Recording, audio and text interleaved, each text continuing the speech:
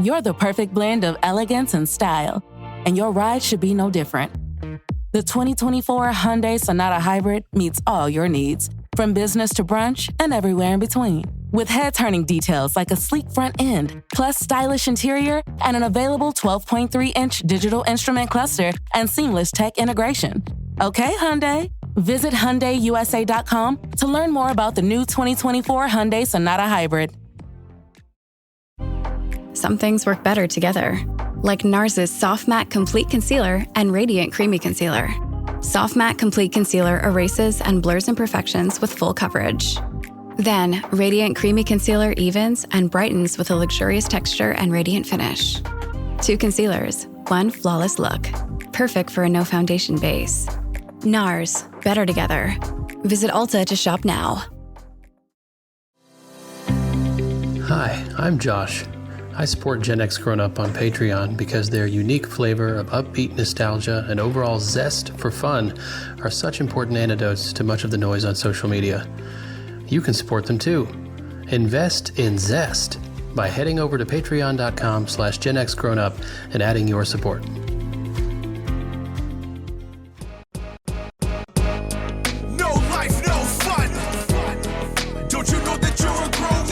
GenXGrownUp is a YouTube channel, website, and audio podcast you're listening to right now. All made for and by people who love exploring media, games, tech, and toys of yesterday and today through the eyes of Gen Xers who refuse to grow up. Your dinner cannot just be French fries. Basically, life sucks as a grown-up. Welcome back, GenXGrownUp podcast listeners, to this, the backtrack edition of the GenXGrownUp podcast. I am John. Joining me, as always, of course, is Mo. Hey, man. Hey, how's it going? Would not be a show without George. Hey, George. Hey, how's it going, guys? In this episode, we're flipping through the pages of Mad magazine. This legendary satirical publication warped young minds, skewered sacred cows, and helped define American humor for generations. From Alfred E. Neuman's toothy grin to the fearless parodies that ruffled feathers and cracked us up, we're exploring how Mad became a cultural institution and why its influence still matters today. It's interesting. This was a distillation of an episode we had planned. We're going to talk about just publications we read as kids, and we had a lot of them in mind, and we're like, oh my God, so many of these could be their own episode. And we're like, fine, let's do Mad. Let's just start with the one that's probably the most well-known. I can say Mad could be 2 episodes if we really wanted it to be. Yeah. Mo did the bulk of the research for this one, and there's a lot to know, and we're just going to touch on as much as we can to help you remember. Before we get into that, though, it is time for some fourth listener email. Our fourth listener this time around is Schlumpy. You guys ought to remember Schlumpy. He's written in before. Funny name.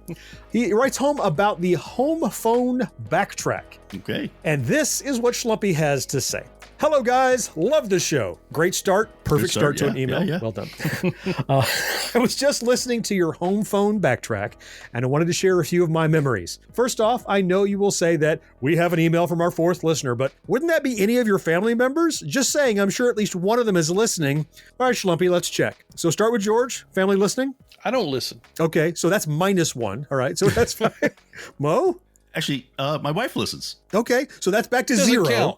Oh, it doesn't count. So your wife family. doesn't count. She's probably forced to listen. So it's because she's in your proximity. And I guess, periodically my daughter will listen if she's driving somewhere. But again, close family, they're bullied into listening. They almost have to. Yeah. I can't bully. George is unbullyable or he would listen. But no, I'm sorry. Schlumpy, you are the fourth listener. There's no way around it. Just accept the moniker. He goes on to say, anyway, the show brought back some memories regarding a funny Geico commercial where they called collect and said, "We had a baby eats a boy" on YouTube. Yeah. I remember that one. Had to go look it up. To refresh your memory, fourth listener, if you don't remember, somebody's calling remote and they want to pay for it. So they go collect call from "We had a baby eats a boy." And wait, did you just say calling remote? How would they call local? Well, then it wouldn't be like if they were in the same house, would they call each other on a phone that would cause them to be I charged? Okay. Long distance. Right. That's what I meant, long distance. I forgot the term for long distance because I don't use that term anymore. Yeah. What did you call remote back in the day? From far away. So it was long distance. Yes, I did say that. Yes. From afar. We had a baby eats a boy. He says the other memory is that in regards to the black box device, I remember that Steve Wozniak and Steve Jobs used one to call the Pope and actually got connected. I didn't know that, but that doesn't surprise me either. So. He wraps it up by saying, "I love old tech and phones and still have a rotary payphone, which still works with the help of a Bluetooth gadget you could buy from Amazon. Keep up the good work, Schlumpy. Cool. Very cool. Thank you, Schlumpy. You call us remote anytime you like. We appreciate that you listen and that you took the time to write in. Fourth listener, if you would like your email featured here on the show, you know it is drop dead easy. Just hit us up at podcast@GenXGrownUp.com. We read every single email that hits our inbox, and most of them, like Schlumpy's, will eventually make the show. All right. It's time to turn the page into Mad Magazine after this break. This episode is brought to you by Heyday. Feeling stressed? Take a moment for yourself with Heyday. Stroll through rows of golden wheat, tend to cute barnyard animals, and discover the joys of a digital farm retreat. You don't have to hop in a car or catch a plane. Escape to the farm at the tap of a finger. With Heyday, you're not just tending to a farm, you're tending to yourself. Heyday. Search Heyday, that's Hay space DAY, in your favorite app store. Heyday is a free-to-play mobile game and offers optional in-app purchases and random rewards. You're listening to Gen X Grown Up. But if you have a friend who's not yet listening, why not? Tell them about us. They'll thank you later. Regular programming will not be seen at this time, so we may bring you the Mad Magazine TV special with the Automobile Manufacturer of the Year, the Academy Awards for Parents, Mad X-Raving,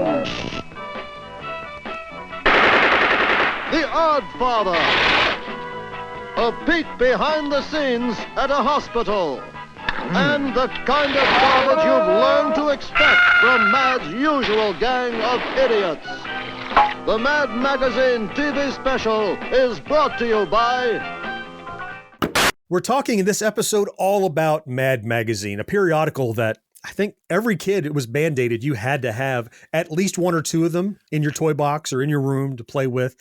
And it was pure, unadulterated craziness, lunacy from some really brilliant minds. And we want to talk about all of the articles and the segments and stuff like that. But Mo, you did the bulk of the research leading into this episode. So we thought maybe we would ask you to walk us through kind of the origin of the magazine and how it got to where it was, or its legendary status. Oh, absolutely. So it starts long time ago. So just after World War II, actually, there was a comic book company called EC Comics, which stood for Educational Comics back then, actually. The founder died. His son took over in 1947, and he decided he's going to change it to entertaining comics. Oh. Whereas before, they used to do things like educational, science, biblical stories. He's like, nope, now we're doing horror, sci-fi, war and crime. Matter of fact, one of the titles they came up with was Tales from the Crypt. Yep. Oh. So that was one of the original titles that was an EC. With. Okay. So then enter somebody named Harvey Kurtzman. He was a military vet from the Korean War. From World War II, and he wanted to be an illustrator.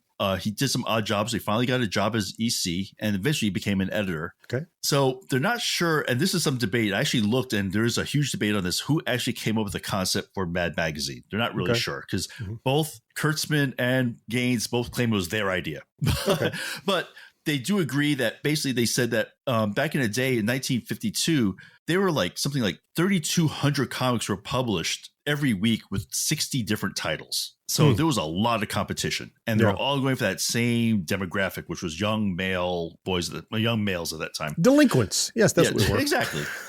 So they wanted to stand out because there weren't any really humor magazines out there at all. No humor comic books. So they decided that they were going to come up with one. Okay. And so they came up with the first issue in October 1952, and it was actually titled Tales Calculated to Drive You Mad. That was actually the original title. I feel like I've seen that on later issues of the magazine. Like maybe it's just a callback, because they've used that like maybe sometimes like in the letters column or something. I'd heard that before. I didn't know that was the initial like name of it though. And back then it was a comic book that was basically an entire comic book that was a parody of another comic book is what they did. So it wasn't like the magazine format that we know today. They printed 400,000 copies, sold it for 10 cents a piece, and it did not do well at all. That issue and the next two issues all sold extremely poorly. So Kurtzman decided, what the hell? They said if they were going to make fun of a comic book, they were going to make fun of the best comic book at the time. So they created a comic book called Super Duper Man. Guess who they're making fun of? Yep. Spider-Man. Yeah, Spider-Man, exactly. And DC, who was known as National Comics back then, sent a strongly worded letter telling them that they should not be mocking their biggest hero. Grow a thicker skin.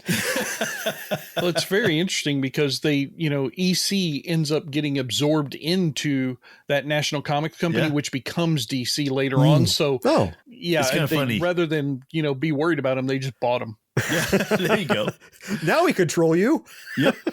But of course, EC didn't listen. They said there were a lot of legal letters that were sent back and forth, but they just basically ignored. Well, but parody, right? Yes. I mean, exactly. I don't know what the time was. The 50s, I guess you said. So was parody law? Was it different? I don't know. But I think it helped establish some of that. Yeah. We're gonna get into that later. Okay. All right. Yeah, George. All right. So it wasn't so clear cut. All right. But the news is that one comic book sold 750,000 copies. Oh, nice. And ever since then, it became a top seller where they had issues like Starchy, which made fun of the Archie comic books. Oh, that was the model. So the whole magazine would parody one thing? It was just a comic book, essentially. Right. That was a parody of another comic book. So what we're used to with Mad now, where it's like lots of little parodies. Exactly. The whole magazine was a whole parody. Just one parody. Huh, okay. So after a while, back in 1955, they decided they're going to retool the whole magazine. And so they came up with basically the magazine format that we now know, which was multiple parodies, multiple small segments inside of a magazine rather than inside of a comic book.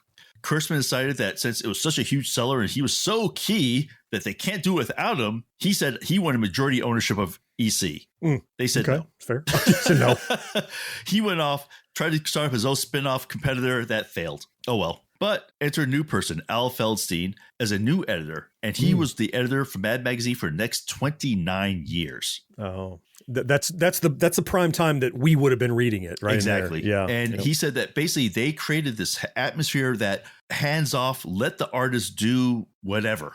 Publish it. So the opposite of the Marvel method, apparently. Yes. Right. Yeah, very much so. Right. And they had oddball artists who they let do oddball things and their creativity just flowed. And I think that's why it resonated with us so much, because it felt off the rails. Oh, yeah. And I tell you that, and we'll get to this a little bit later, but they also just hired just the most creative and talented people that you could possibly imagine, because that was the kind of atmosphere they wanted to work in. Sure. They wanted something where they were just given freedom and make fun of this. Great. I have this idea. Cool. Fantastic. And it did nothing but serve the magazine going forward. And again, the magazine kept going up until almost the late 90s, but we'll go into the downfall a little bit later. But as an upside, though, again, it was doing extremely well. Matter of fact, I think it was 1972 or 74 is their heyday, when they were selling over 2 million copies of each episode, of each issue back in the day. So again, great stuff. Yeah. And in the next segment, I know we're going to start talking about individual parts of the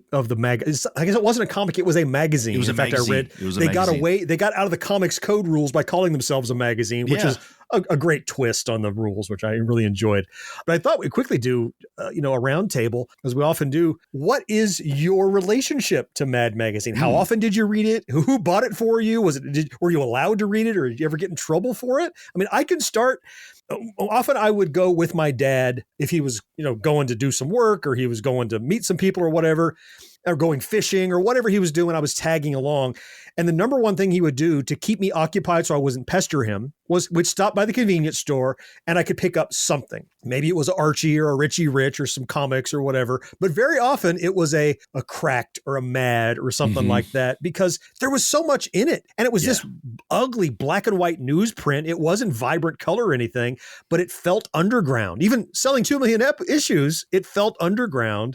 And I felt like I wasn't supposed to read it, but it was clearly for kids and I didn't get everything, but I certainly enjoyed it. Usually my dad bought it for me. What about you, George? How often did you read?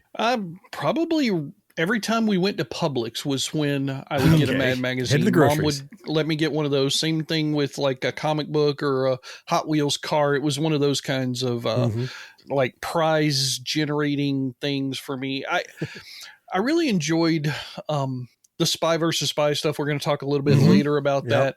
And the irreverence that was in the magazine, although being a couple of years younger than you, I don't think I necessarily really got all of the in-jokes and the innuendo that was in a lot of the things, especially some of the stuff that was in the little side panels and margins and whatnot. Some of it was above my head, but It all made me laugh. It all made me feel like I was reading something that was made for people older than me, but still very much so. Was easy enough for me to understand. So I kind of felt like I was a kid getting to play adult, I guess, when I would read the magazine. Yeah. That's kind of how it made me feel. Yeah. Is smart parody and juvenile humor interweaved. So you kind of got both of those things. How about you, Mo? This was definitely a staple on the long car trips for sure. It was like, because it was one that it would keep you busy for a while. Right. Like a comic book, you blow through a comic book in 15 minutes, right? You know, that's if you're taking your time. But this magazine took a while because you had to read. There were like full stories, like the movie parodies were long, and I thought they were really dense funny too. Yeah. Lots of words, lots to read, lots of stuff, and it was just. I just loved them because it'd be movie parodies for movies I wasn't even allowed to see yet. That's a good point. You got to learn the story a little bit, even though you weren't allowed. Like I learned the story of The Godfather from reading the parody in that magazine, you know, and you get the gist of it. When I finally saw the movie, it was actually kind of hilarious because I was like, wow, they really nailed this thing.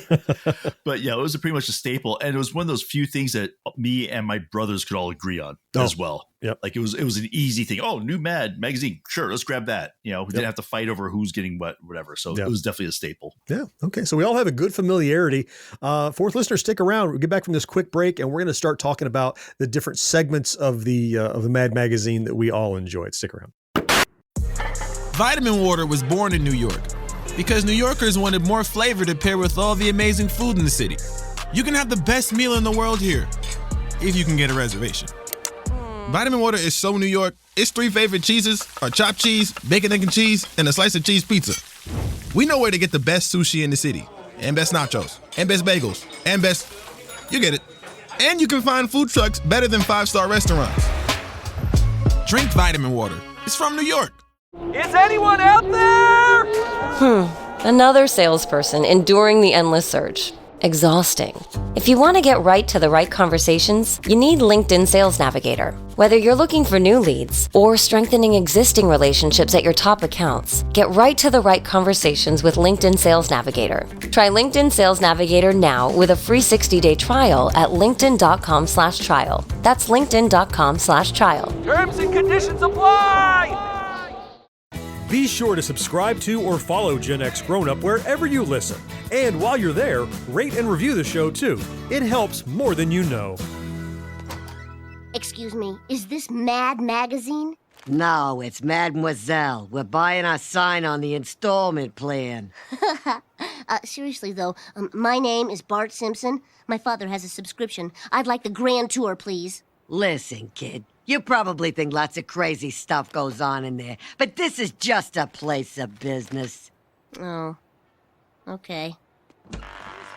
Get me Kaputnik and phone bone. I want to see the drawings for the new kids on the block. And where's my verschlungene pastrami sandwiches? Wow. I will never wash these eyes again.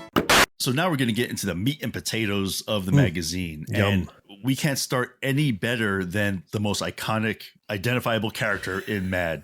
What is that, John? The mascot, the gap-toothed little nerd who started as, his name is now Alfred E. Neuman, we all know that, but he started as like a decoration in the magazine. It was almost like an in-joke that he was, like you had to look for him. It was like a Where's Waldo, right? He was on every magazine or in it or in the cover, but eventually he became so recognizable and associated with it that he just became the face of the magazine. In fact, Kurtzman said he recalled the illustration of a grinning boy on a postcard with a caption, "What me worry," and adopted it as that mascot for Mad.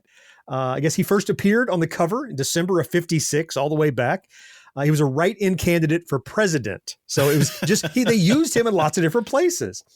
He's now appeared on just about every cover once he was made official. Feldstein decided to make him the official symbol for the magazine, and Norman Mingo was commissioned to do the first cover. Though he was near retirement at the time, he went on to create most of those covers that we know so well, with Alfred E. Neuman as the face of everybody on the planet for the next 20 years. He was on there until it stopped being published. I still remember the Star Wars, where they made fun of Star Wars and they had him like a Jedi, Alfred E. Neuman Jedi. Right.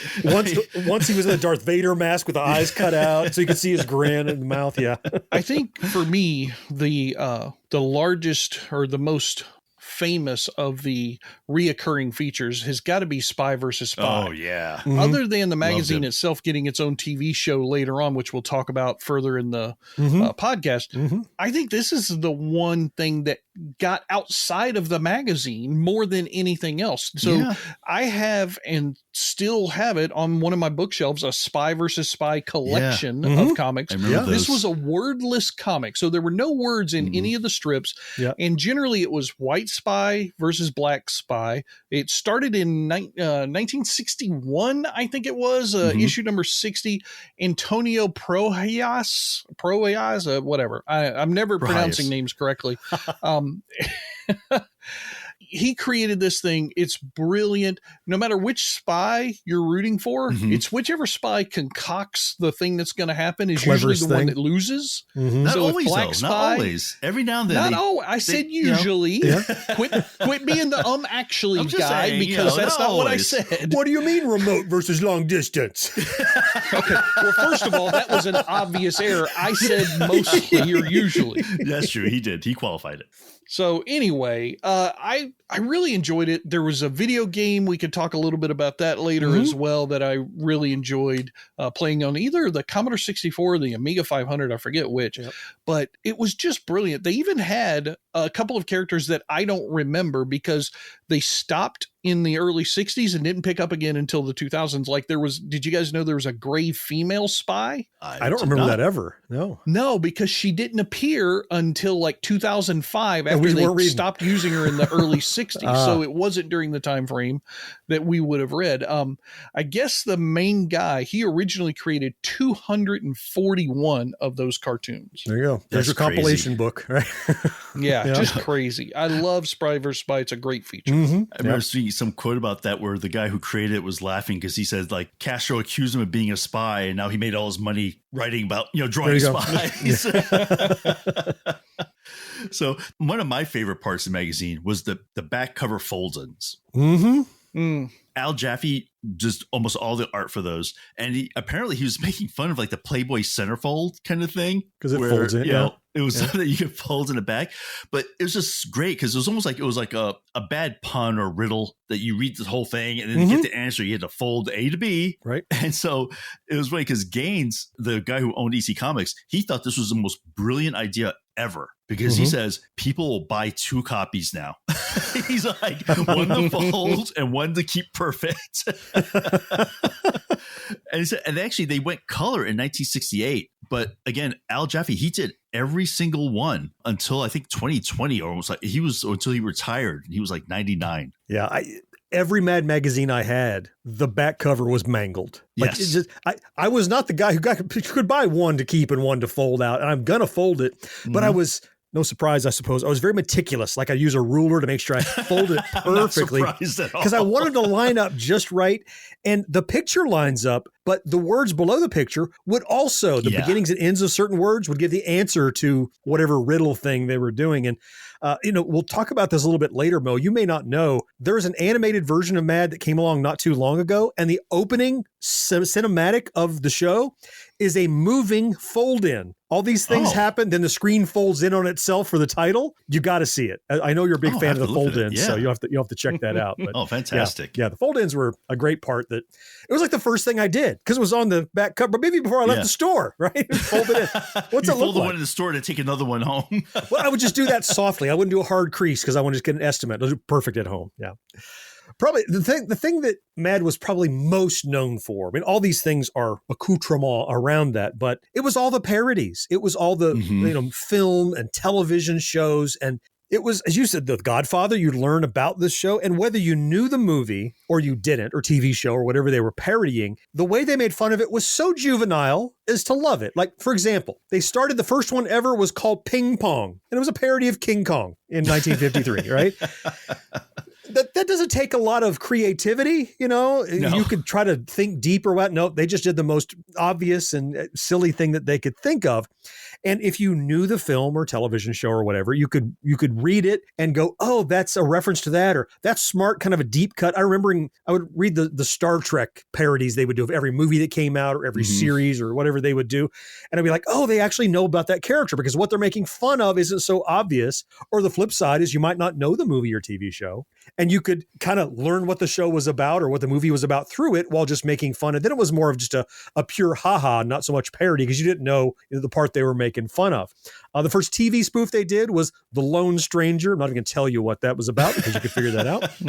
Mort Drucker, one of the legendary Mad artists, he did most of them. He started in 1956. He was there working for 55 years. And the reason he did this one is he was known for great caricature. And of course, in a parody, you want the characters in the parody to look like the actors who portray them on screen to add the extra punch to the making fun of. And he would, it's like caricature. They'd accentuate parts of his face or whatever that stood out and make it even funnier visually on top of the writing. I mentioned before the Godfather one, and I don't know why for some reason that sticks out in my head, but I remember the ending of that whole parody is Al Pacino's character. They're like, wow, he's acting like the Godfather. And then he slowly turns into Marlon Brando at the end. And I remember reading that. I was like, wow, I just thought it was funny. Then I saw the movie. I'm like, oh. Right. It's insightful, right? That's exactly you know more about the film. It's not just surface level. It's actually more in depth than you thought. That's what I always appreciated.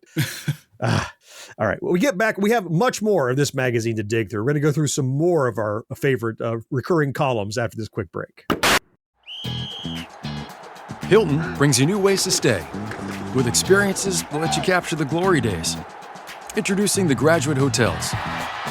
Each inspired by local college towns, these stays are always original and never boring. Get in touch with traditions all across the country and enjoy a stay that's a class above the rest. Book at Graduate Hotels with Hilton Honors Points at Hilton.com. It's a win-win. Hilton, for the stay.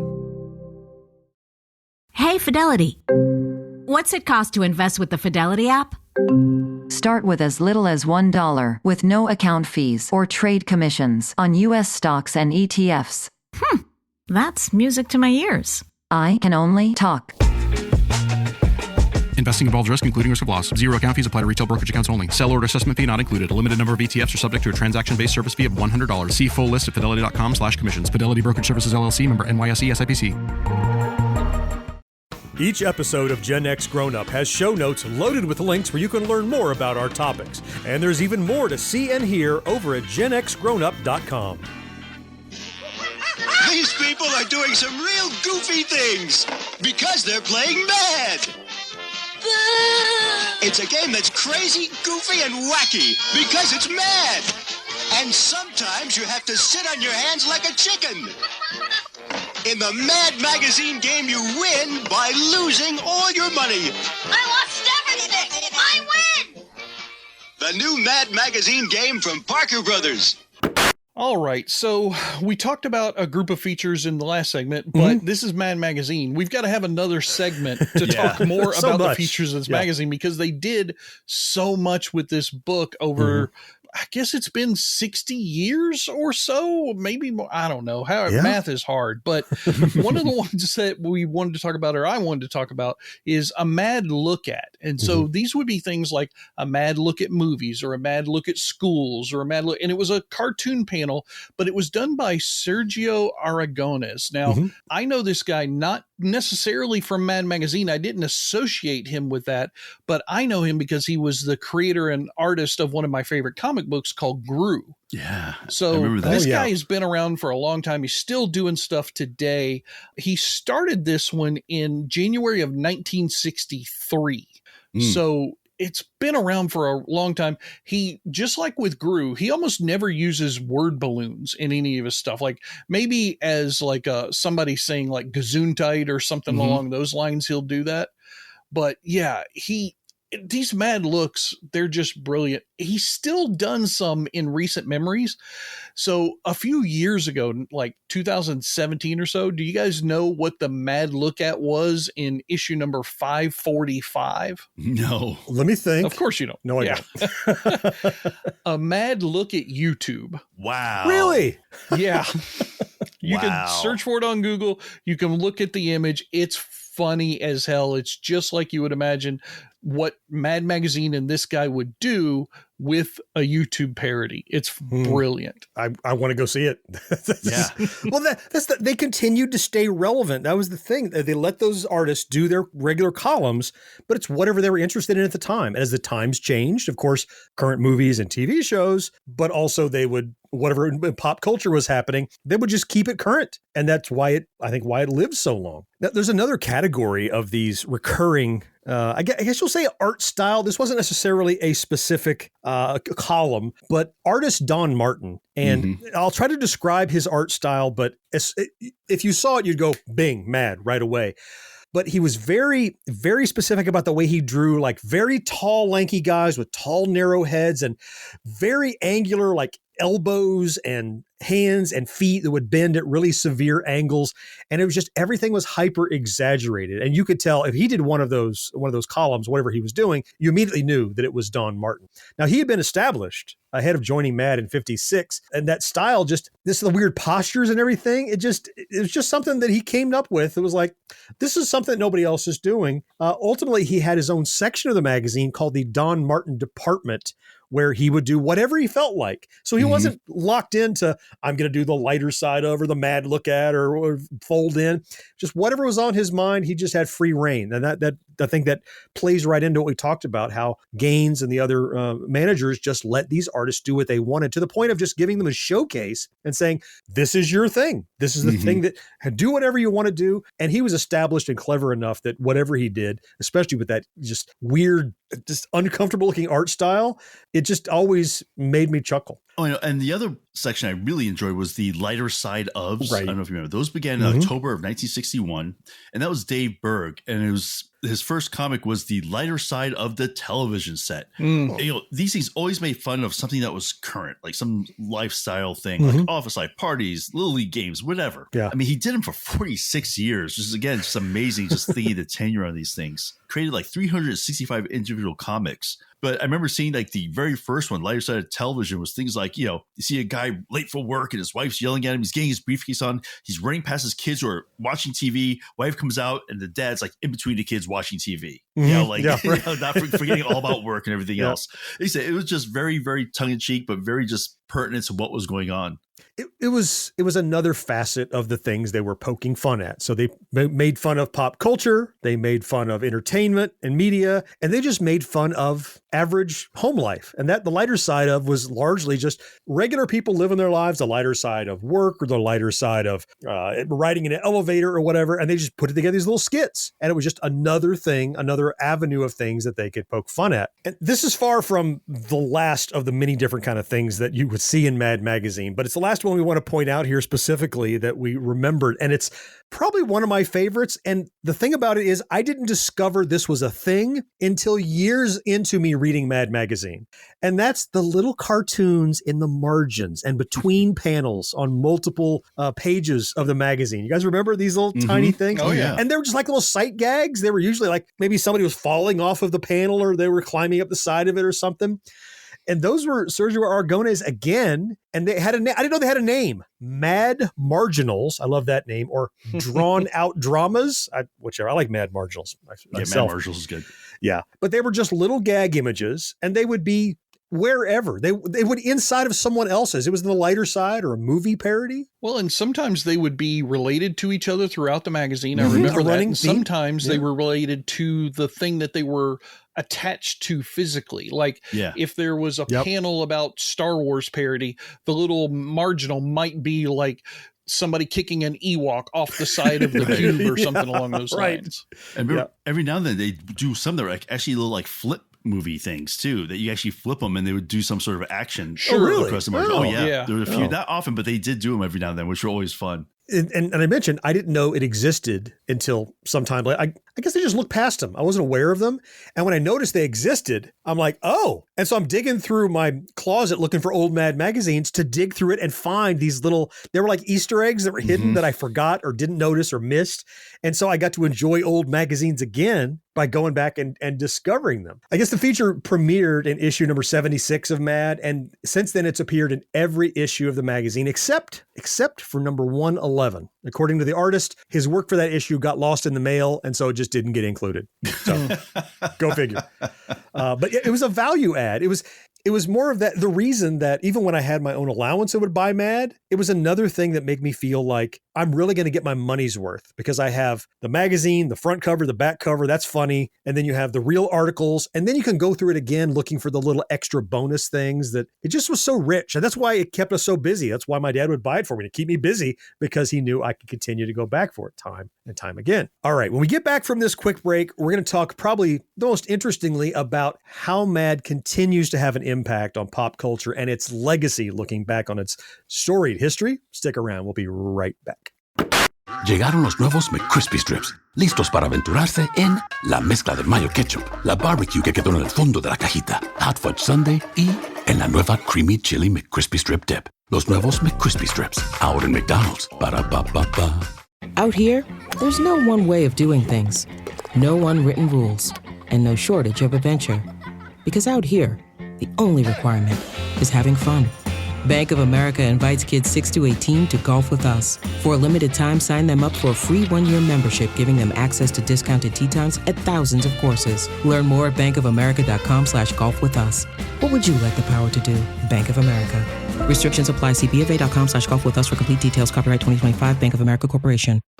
If you're a die-hard Gen X grown-up, you can pledge your support by clicking join on YouTube or by becoming a patron at GenXGrownUp.com/Patreon.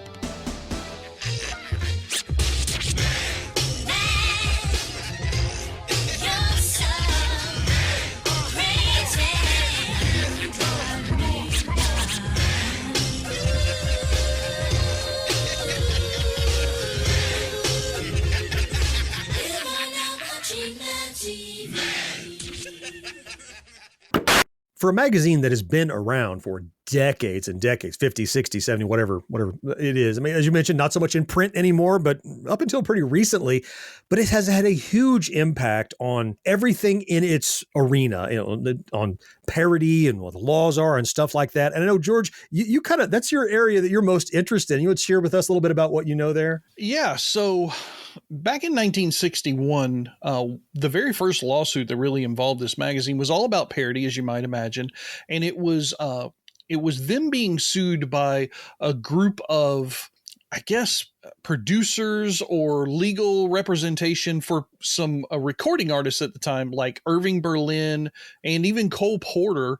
These are old artists from the 60s. Yeah.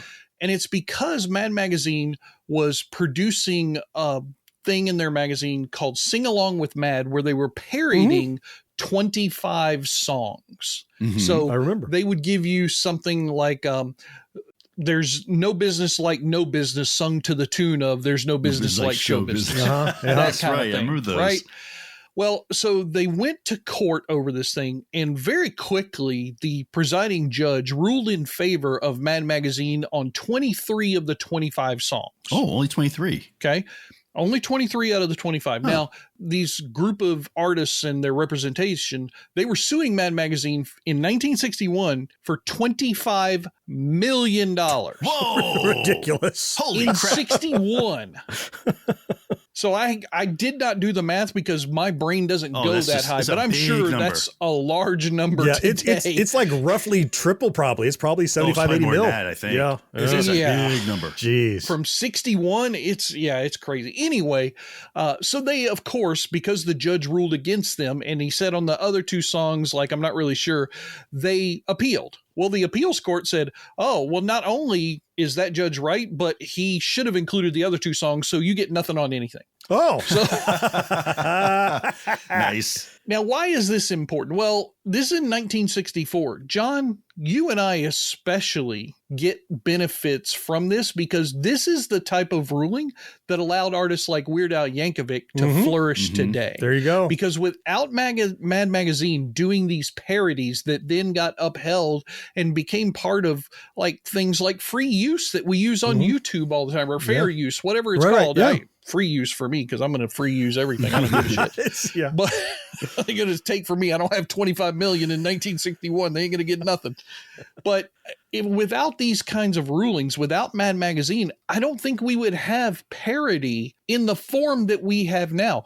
Political parody, right? Yeah. Satire, Social. all of this stuff that has been used. You look at a show like Family Guy that parodied Star Wars, Right. which, yeah. by the way, Mad Magazine got into a little bit of trouble with George Lucas. So they did a parody of Empire Strikes Back. Oh, yes. I know this one. Right.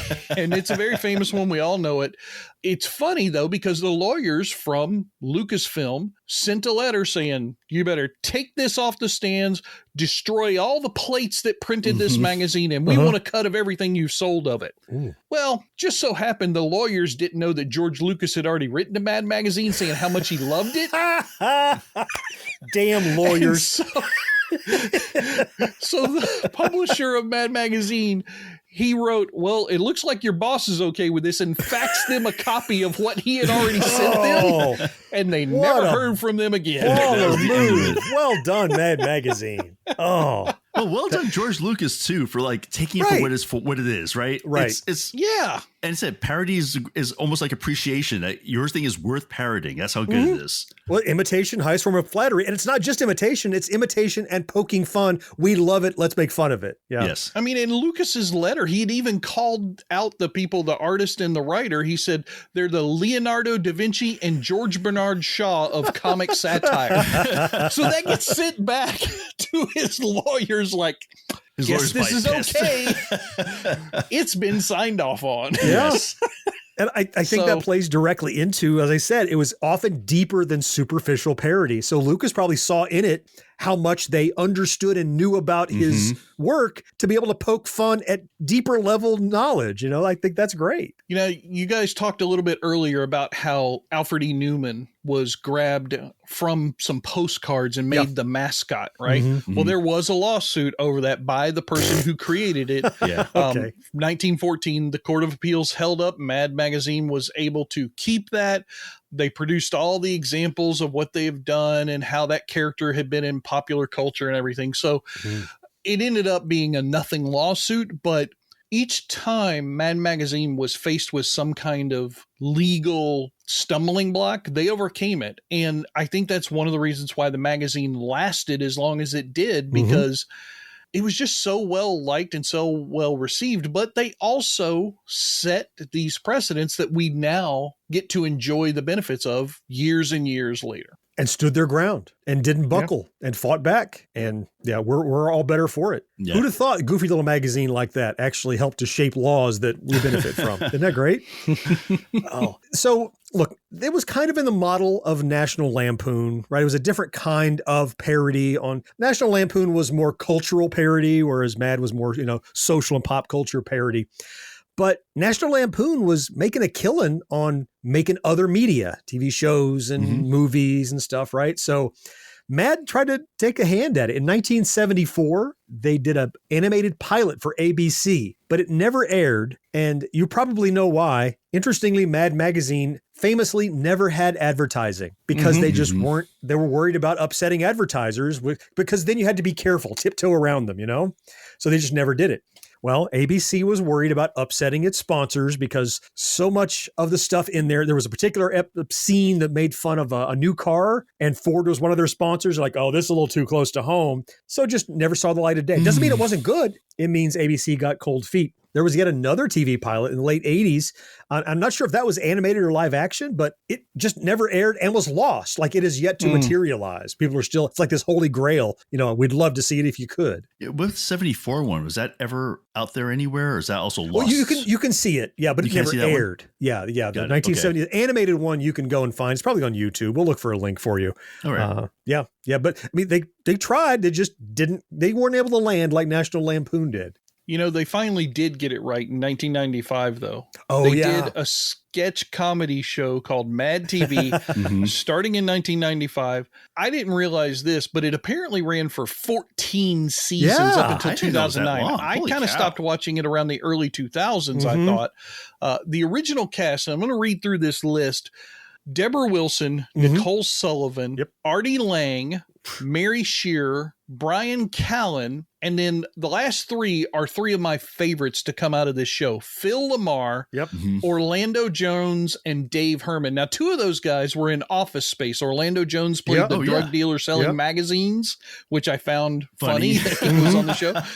David Herman was, of course, the nerdy guy of the trio that was setting up the money thing to get the percentages, fractions of a penny from the bank, and he messed up by putting a decimal point. Superman 3. Right, exactly. But this series was so brilliant, and it was so on par with what Mad Magazine was that it felt to me like an adult extension of the magazine I grew up loving. And it made it okay, because this is 95, so I'm 23, 24 at this point. It made it okay for me to watch it because it was the thing I loved when I was a kid, just now in live form. They even did Spy versus Spy cartoons I remember. in the little interstitials. Yeah. So, this is cool. Yeah, I loved it. It was brilliant. Well, another parallel to National Lampoon. So Saturday Night Live was very much ripoff of National Lampoon's radio hour they had done. And a lot of the actors like Belushi and Chase came right out of National Lampoon that started this show. So MADtv doing a show was another attempt at them trying to do a National Lampoon copy, and it finally landed.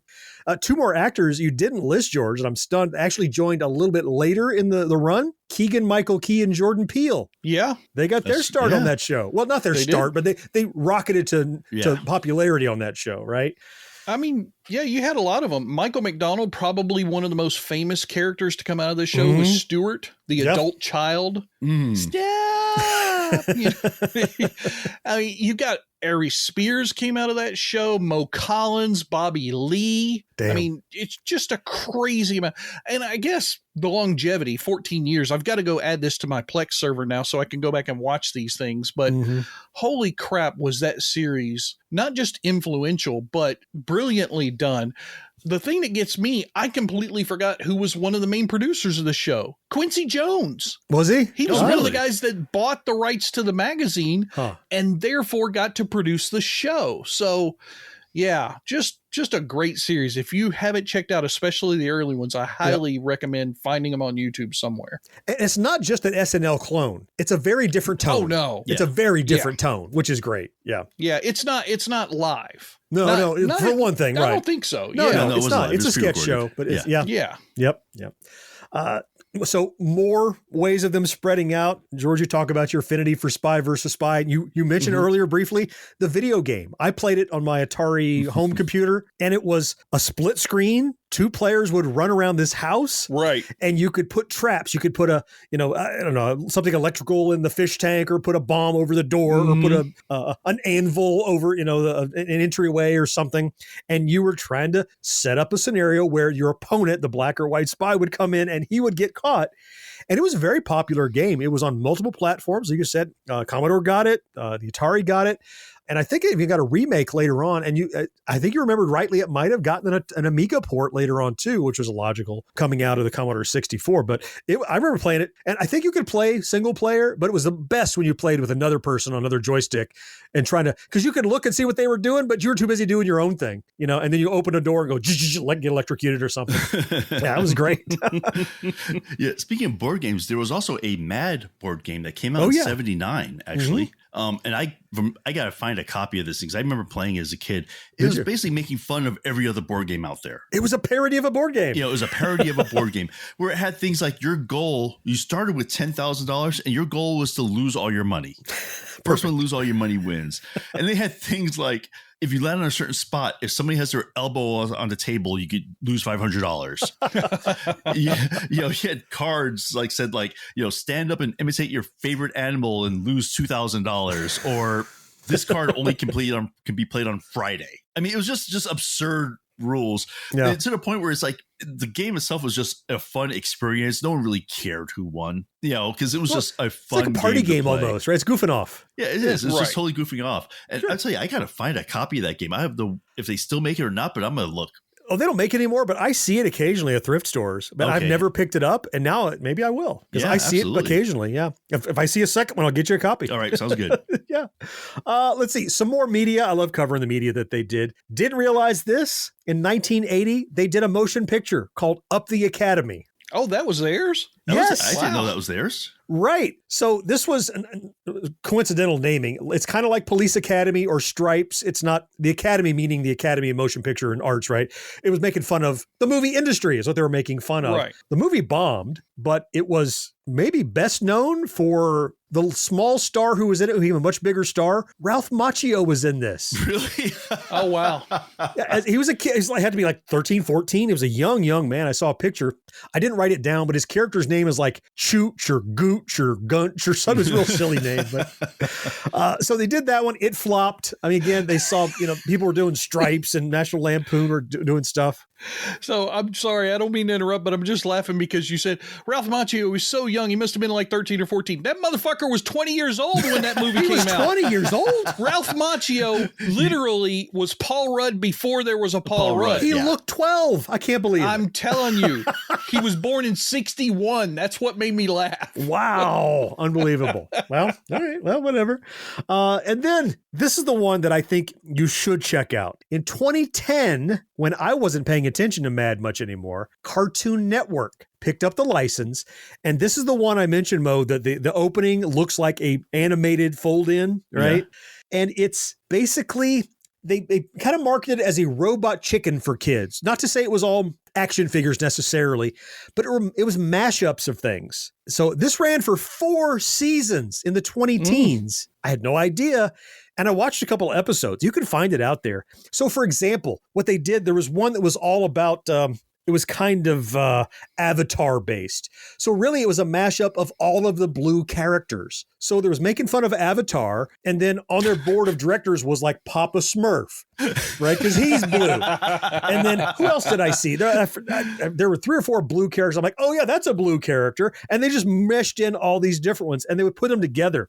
There was one, it was a combination of CSI and iCarly, called CSI Carly, where it was the goofy girls from iCarly at a crime scene trying to solve this murder. And it was just a mix up of animation and stop motion and all kinds of stuff like that. I saw a Sham Wow commercial that was actually a Sponge Wow, and it was SpongeBob SquarePants, and they were mopping up stuff with him. It was making fun of all kinds of stuff in the 2010s, and they continue to do it. Now, some of the stuff has aged a little bit, it's pop culture of the era, but still funny and worth checking out. I recommend it. I mean, I guess when it ended, because Mad Magazine, obviously, it's not around anymore. Not nearly not the like form we it was. Not like we remember. Because Gaines, the guy who was really the heart of that magazine, he died in 92. At 70. And I was just in research, I found out that basically he was terrible at giving raises, but he was awesome at like treating his employees really well, taking them on trips and doing things for them and helping them out and all this stuff. And also, he was the one that said they gave him the freedom to do what they want. Unfortunately, when he died, the suits came in, took it over, decided to fix it.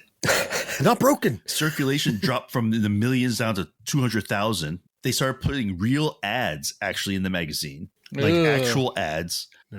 They changed it to color instead of black and white. Whereas before just the cover was color, like everything else was black and white. They changed the whole thing to color.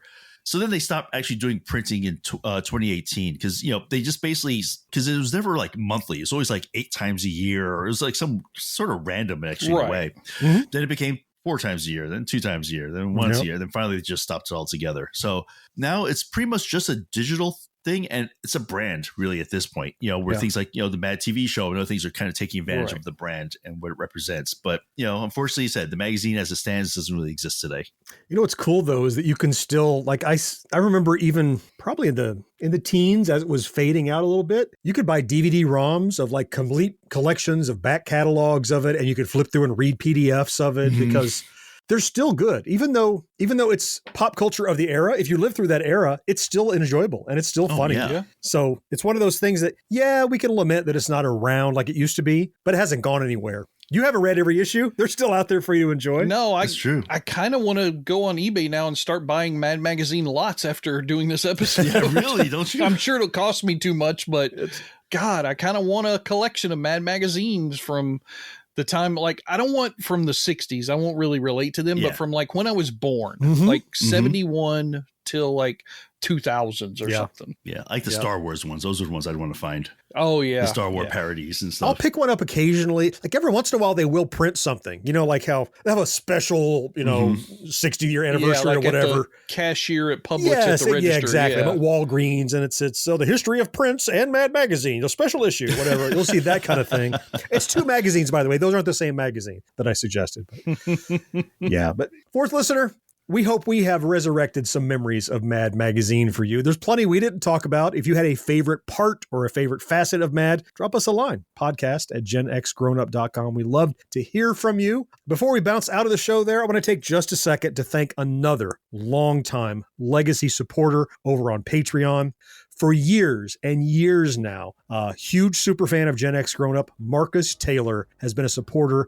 Every time we offered a higher tier to support us at, he was the first to jump in. He's just super committed. Now, he's a personal friend of ours as well, and not in no way does that commit him to support us, but he believes in the things that we do. He listens to the show regularly. He loves what we do and how we do it and how we deliver it. He's tried to start his own podcast in the past because he's so enamored by the conversations that we have. He's like, I want to do that. I think you guys are having so much fun. Marcus, thank you for the support that you give. Listener, if you would like to join Marcus and this legion of other amazing supporters that help keep us on the air and on YouTube and on the web, just head over to patreon.com/GenXGrownUp. Open up your heart and your wallet. Take a lead from Marcus. Help us out a little bit for as little as $1 a month. That's all it takes. We sure would appreciate you. That is going to wrap it up for this edition of the Backtrack. That is going to wrap it up for this Backtrack edition of the Gen X Grown Up podcast. Don't worry, we'll have another one coming your way in 2 weeks, and next week is the standard edition of our show. Until then, I am John. George, thank you so much for being here. Yes, sir. Mo, I appreciate you. Always fun, man. Fourth listener, you're who we all appreciate most of all, though. We can't wait to talk to you again next time. Bye-bye. See you guys. Take care, everybody. No life, no fun. Don't you know that you're a grown-up? Gen X Grown Up is a member of the Evergreen Podcast family. Learn more at evergreenpodcasts.com. No more washing shows till sunrise. Unacceptable for grown-ups. Your dinner cannot just be French fries. Basically, life sucks as a grown-up. They say the feature premiered in Mad episode. Fuck, one more time. They say this little feature premiered in episode. God damn it! What's it called? Issue. We have our gag. There's a blooper finally. Okay. Did we do that last episode? Yeah. The last recording? Yeah. Getting old, Mo. I know. I'm totally forgetting that. Yeah, we did it. And then we said, I'm okay with the promo, just like we're about to do. Oh, okay. We did all that. It's just gets all reflex now. All right, I'm good.